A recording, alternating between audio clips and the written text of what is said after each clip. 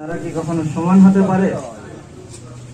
তো এই ভিত্তিতে আল্লাহ তাআলা যে মানুষকে আশরাফুল মাখলুকাত করেছেন, ফেরেশতারা কখনো আল্লাহর নাফরমানি করে না, অথচ ফেরেশতাদের যে মানুষকে সম্মানিত করা হয়েছে, কারণ এই জ্ঞানের কারণে, ইলমের কারণে।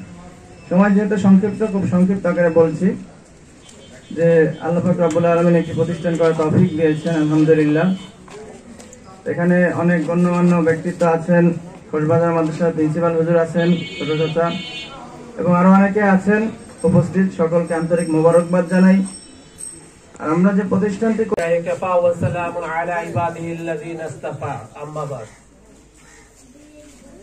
উপস্থিত ভুল্লি এলাকার তৌহিদি জনতা, এই এলাকার গণ্যমান্য ব্যক্তি, উপস্থিত আশেপাশের শিক্ষা প্রতিষ্ঠানের সম্মানিত শিক্ষকবৃন্দ ও কচিকাঁচা স্নেহের ছোট্ট ছোট্ট নামনীরা, আসসালামু আলাইকুম। সময় অনেক চলে গেছে, নামাজের সময় হচ্ছে, কথা খুব কম, তবু সংক্ষিপ্ত আমি কিছু কথা বলতে চাই। যে কথাটা না বললে নয়, এখানে আমরা যারা উপস্থিত হয়েছি সবার কাছে একটা প্রশ্ন আসতে পারে যে ভুল্লি এলাকায় অনেক প্রতিষ্ঠান আছে, আশেপাশে অনেক প্রতিষ্ঠান আছে যেগুলো চলমান। এমন তো অবস্থায় এরকম একটা প্রতিষ্ঠানের কি প্রয়োজন ছিল বা কি দরকার? কি কথা ঠিক কিনা? এই প্রতিষ্ঠান দরকার কি? আশেপাশে তো অনেক প্রতিষ্ঠান আছে।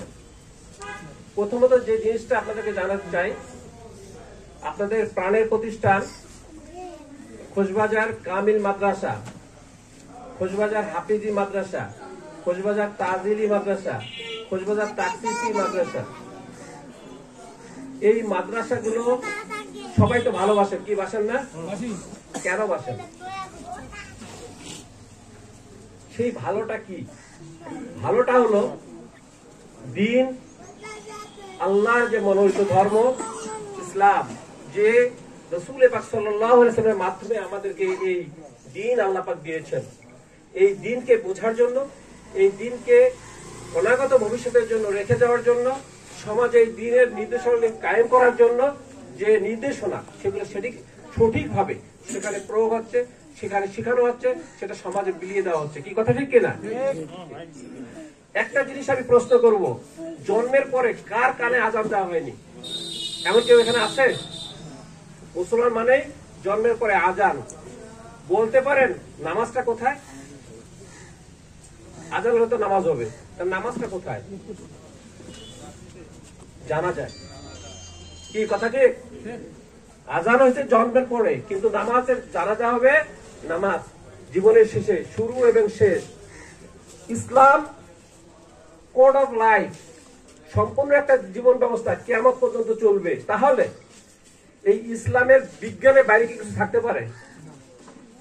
ইসলাম জন্মের পরেই আযান কানে ঢুকাই দিছে। কেন ঢুকাই দিল? যে এই ব্যক্তিটি, এই শিশুটি যার কানে প্রথম শব্দটা আল্লাহু আকবার গেল, সে কখনোই ইসলাম থেকে বিচ্যুত হবে না, আল্লাহর পথ থেকে উন্নত যাবে না। যেখানে থাকুক, যেভাবে থাকুক, যে অবস্থায় থাকুক, দিনের কথা তার মনে থাকবে, দিনের কথা তার স্মরণ থাকবে। একটি জিনিস মনে রাখেন, আমাদের প্রথম কি? সমাজ, তাই না? প্রায়োরিটি দিই কি? সমাজকে, তারপরে দেই আমরা দলকে, তারপরে রাষ্ট্র। কিন্তু রাষ্ট্রের থেকেও বড় হলো ধর্ম। কি কথা ঠিক কিনা? রাষ্ট্র থেকে ধর্ম বড় কিনা?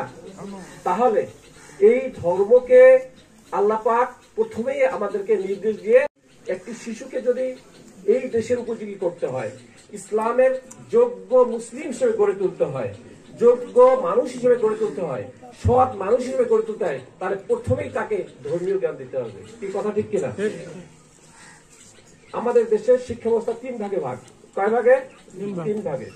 একটা হলো সম্পূর্ণভাবে ধর্ম বর্জিত, যেখানে ধর্ম নাই, স্বাভাবিক শিক্ষা ব্যবস্থা। আর একটা হলো সম্পূর্ণ ধর্মকে নিয়ে শিক্ষা ব্যবস্থা। আর একটা হলো দুটা সমন্বয় করে শিক্ষা ব্যবস্থা। কথা বুঝতে পারছেন? এই তিন ভাগে আমাদের দেশের শিক্ষা ব্যবস্থা প্রচলিত আছে।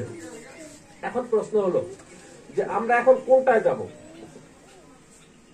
আল্লাহ পাক আমাদেরকে শিখিয়ে দিয়েছেন, রব্বানা আতিনা ফিদ দুনিয়া হাসানাতাও অফিল আখিরাতে হাসানা। তোমরা প্রথমে দুনিয়ার কল্যাণ চাও, পাশাপাশি আখিরাতের কল্যাণ চাও। কারণ দুনিয়া এবং আখিরাত যদি না হয়, একটা নিয়ে চলে, তাহলে সফলতা আসতে পারে না। আর সেই লক্ষ্যে এই প্রতিষ্ঠান দারুত তাকওয়া একাডেমি। দারুত তাকওয়া একাডেমির যে কাজ, সেটা হলো দুনিয়ার যে চলমান যে জীবন ব্যবস্থা, দুনিয়ায় যাহা কিছু করতে হবে, একটা শিল্পে কি করে গড়ে তুলতে হবে, দুনিয়া কিভাবে সে পাবে, দুনিয়াকে কিভাবে প্রতিষ্ঠিত হবে, এই ব্যবস্থা, পাশাপাশি ধর্মীয় ব্যবস্থা। সবচেয়ে মজার ব্যাপার হলো, আপনাদেরকে নলেজে দিয়ে দিই,